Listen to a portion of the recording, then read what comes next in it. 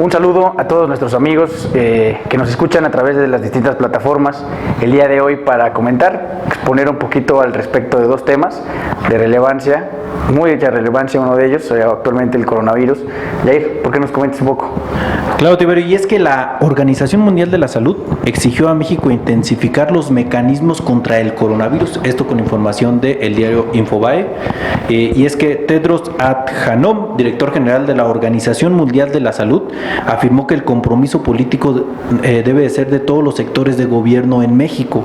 En conferencia de prensa, el director general de la OMS resaltó que la atención de la enfermedad debe ser al más alto nivel, es decir, el presidente de la República, y no relegada al sector salud. Además dijo que la pandemia se puede parar únicamente si todos los mexicanos se involucran realmente con este tema. No sé ustedes, no sé cuál sea su opinión, pero a mí lo que me dice esta nota es que la OMS está pues, un poquito preocupada, ¿no? por lo tibio o por cómo se ha comportado el gobierno de México ante esta pandemia. ¿Cuál es la opinión? No, sin lugar a dudas ha sido una actitud tibia o poco contundente que ha tenido el presidente de México. ¿Por qué ha sido tibia? Bueno, pues porque en primer lugar no ha podido dar una información precisa, indicaciones precisas para las diferentes áreas de su gobierno involucradas.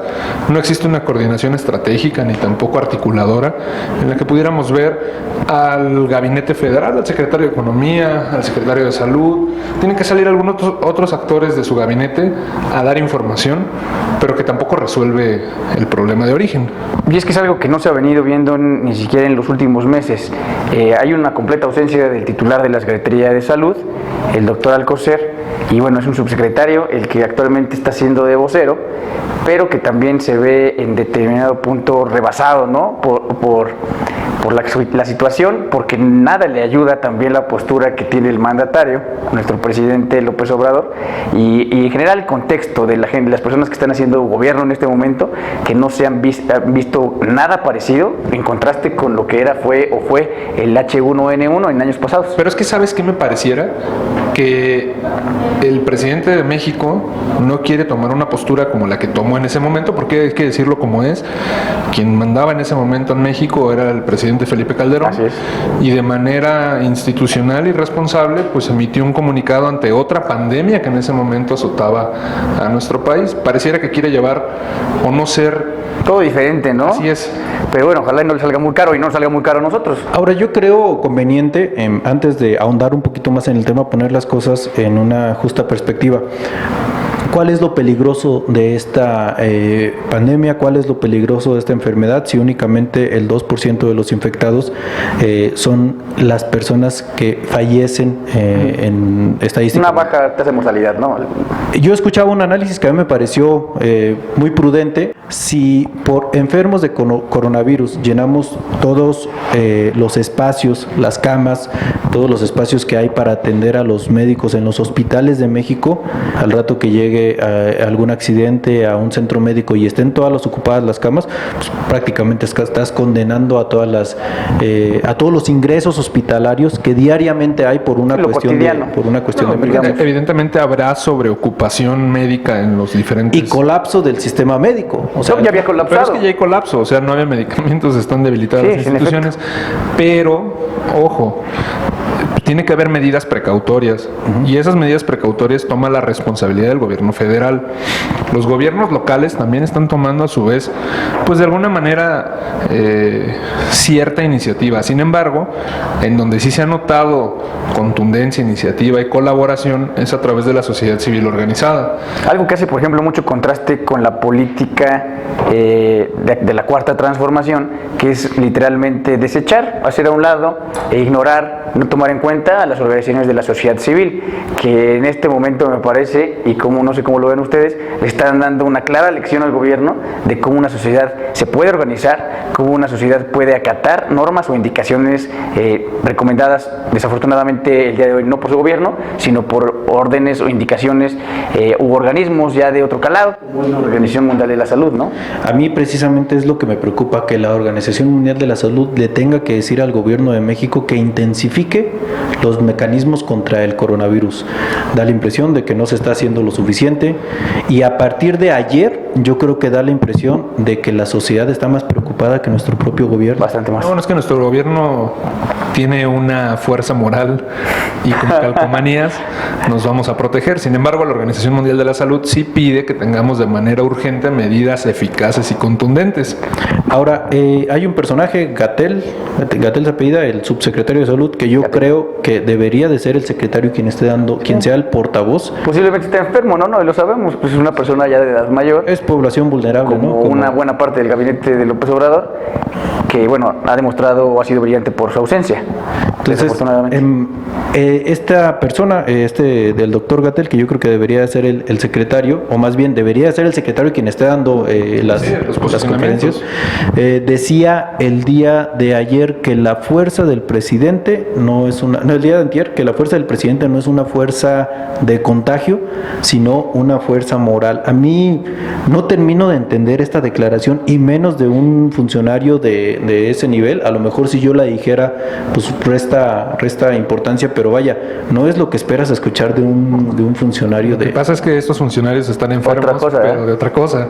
Sí, el famoso cromavirus. El cromavirus. Que los jóvenes entenderán la referencia, pero yo creo que esto poco le abona a la salud pública de nuestro país. No, en absoluto. Y es desafortunado. Y a lo mejor yo, pensando un poquito, tratando de darle el beneficio de la duda al gobierno de México, pensaría que está dando un mensaje de tranquilidad, de serenidad. Recordemos lo que platicaban hace ratito, 2008, 2009, cuando se da el tema del coronavirus, de la influenza H1N1, no recuerdo exactamente el año, pero era gobierno quien, digamos, espantaba a la población, y pues sí fue un shock, sí fue un pánico. Sí, yo lo recuerdo, también fue un tema, bueno, aquí, y considero que es distinto porque en ese momento, gobierno federal, como así lo denominaba en ese...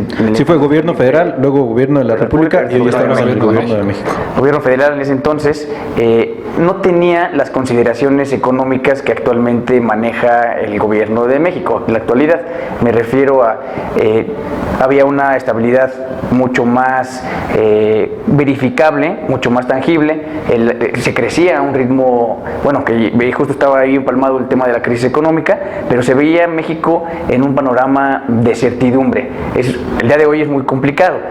Literalmente, si la economía mexicana estaba en jaque por algunas decisiones tomadas por el mandatario federal, el coronavirus puede venir a darle el mate en una materia económica, que creo que es lo que ellos están haciendo. Están literalmente calmando un poco el tema, mediando para que no pueda tener alguna repercusión mayor en materia económica, que es lo que le podría venir a dar al traste, ¿no? Y estaría súper bien que el gobierno de México y el gabinete federal tuvieran esas previsiones. Sin embargo, también te dejan mucho que desear cuando apenas hace un día tienen una reunión a puerta cerrada el gabinete federal con el presidente de la República, sale la secretaria de Economía, la abordan reporteros de medios de comunicación, y cuando le preguntan al respecto dice pues prácticamente que el presidente les dio la tarea de dividirse entre 3 en equipos y pues resolverlo, porque no tenían idea de cómo iban a verificar el impacto económico. No, pues que no tienen cómo. Desafortunadamente, un gobierno austero, y lo austero sale caro, un gobierno austero pues nos va a salir caro. Nadie esperaba que sucediera este tipo de cuestiones, nadie esperaba que una pandemia viral de este tipo o de esta magnitud, y bueno, pues si no se tomaban las previsiones necesarias, así es como nos van a afectar o nos está afectando. Sí, de hecho, en días anteriores, antes del coronavirus inclusive, cuando era el tema de los, cuando estaba en boga el tema de los enfermos de cáncer, y en específico el cáncer pediátrico, pues los niños enfermos de cáncer, por ahí decía un comunicador que no le piden al gobierno que con esas palabras la dejen de cagar, sino que la caguen con cosas menos importantes.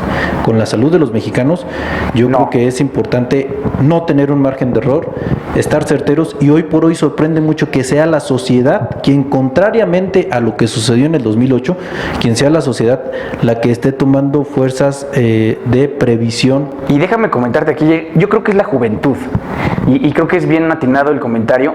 En el 2017 vimos un ejercicio también de la sociedad organizada organizada, en especial los jóvenes, cuando en septiembre el terremoto, cómo salimos a las calles, cómo se organizaron para sacar adelante estas cuestiones. Hoy vemos a muchos jóvenes compartir en redes sociales, están al pendiente de cómo informar de manera adecuada, informándose para no contagiar no solamente el tema del COVID, sino la desinformación que también a veces circula a una muy alta velocidad. Y sí es la sociedad, pero también es la iniciativa privada, y hay que reconocerlo, los gobiernos de los estados. Hay gobiernos de los estados que van adelantados. Estamos en fase 1, sí, pero ayer en Yucatán estaban corriendo a la gente de Playa Progreso, diciéndole, esto no es un juego. Es que no es un juego. A ver, y también tenemos que aprender, y afortunadamente tenemos hoy medios de comunicación masivos y la información la tenemos al día. En 2009, cuando la H1N1, la información se propagaba de manera un poco más lenta. Hoy por hoy podemos ver lo que sucedió en Italia, lo que sucede en España y las medidas que toman. Nada más para poner en contexto. El 25 de febrero había 9 casos en España, sin ninguna muerte. Para el 3 de marzo habían 166 casos y se presentaba la primera muerte. 15 días después hay 9.910 casos. En México presentamos los primeros 11 casos el 11 de marzo y estamos cerca de los 10 días con 82 casos sin ninguna muerte. ¿Qué es lo que estamos esperando? ¿Empezar a tener la primera muerte para que esto se empiece a dar de manera exponencial? No, y precisamente por eso la sociedad civil organizada toma la iniciativa y obliga al gobierno a que tome medidas precautorias. Pero es algo que no estamos viendo. A mí me llamó mucho la atención esta semana el posicionamiento o la respuesta que le dan dos gobiernos en particular a la problemática en materia económica, acompañando la organización de su sociedad. Me refiero a Macron en Francia y Trump en Estados Unidos, quienes le hacen frente de una manera muy importante al tema de la recesión o la parálisis económica que podía generar esta pandemia. Entonces, y aquí no vemos, aunque he visto algunos pronunciamientos, me da gusto haber escuchado el pronunciamiento de una amiga diputada al respecto y de algunos otros actores de diferentes fuerzas políticas. Desafortunadamente los que hacen gobierno pues no han hecho ningún posicionamiento, no han querido apoyar o subirse a esta consideración que tienen para los gobiernos como para con su sociedad en materia una tan sensible que es el tema de la economía, ¿no? En una situación así. Que algún fondo que había por ahí para contingencias económicas o contingencias de algún tipo se había ido en pagar bonos del Naim. Así es, era el FEIP, el fondo especializado para un tema presupuestal. Sí, desafortunadamente de él extrajeron 168 mil millones de pesos. Es una cantidad impresionante. Si esto lo sí, que a lo mejor no resuelve el impacto que yo creo que una cantidad así sí podría ser bien recibida por el país en general. 168 mil millones de pesos. Es decir, lo que proponía hoy nuestra amiga María Alemán era que se le condonara el 70%, creo, del costo de la energía eléctrica, de los recibos. Seguramente habría manera de amortizar esto con este fondo. Habría de disponer, pero destrozaron este fondo, literalmente peinaron la mitad para pagar los bonos, que bueno, todo el tema jurídico, que por rescisión de contratos, el tema del nuevo aeropuerto del Naim, pues ya fracasó, ¿no? Entonces fue por eso el tema que ocuparon este fondo. Ahora que lo ocupamos o que hay una posibilidad de que se pueda ocupar, pues ya no existe porque nuestra administración pues, ha hecho lo que ha querido con los fondos. Sí. Y generalmente estos fondos invierten en instrumentos financieros que posibilitan que el dinero no pierda su valor a través del tiempo y que en determinados puntos incluso está generando utilidad. O sea, no es dinero que está parado, pero sí está disponible para ciertos. Claro, y ahora a lo que nos podemos ver enfrentados es a casos como América Latina, que están recurriendo al Fondo Monetario Internacional para sus...